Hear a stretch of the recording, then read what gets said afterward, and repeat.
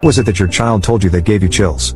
1. When my son was 4, I became pregnant for a second time. I had just discovered a terrible secret about my husband was terrified about bringing another child into the family. I had no real plan on how to resolve my situation, so I hid the pregnancy for 4 months. Very sadly, perhaps due to stress, I miscarried. During the time that I was pregnant, I had many quiet conversations with the baby. Convinced it was a boy, I called him Luke. Fast forward several months, and my son has a new best friend. He met him in the park and they had many of the same interests and even looked alike. The only problem was this friend was an invisible friend, named Luke, who, according to my son, just wants to be his brother. Gives me chills just remembering it. 2. The day my daughter told me she'd been abused by a family friend. She was 10. I grabbed her and hugged her as tight as I could and we both just sat and cried for a few minutes. I told her how much I loved her and how brave she was for telling me, and I would make sure that would never happen again, ever, as long as I was alive. She wiped her eyes, told me she loved me too, and went out to play in the backyard. I immediately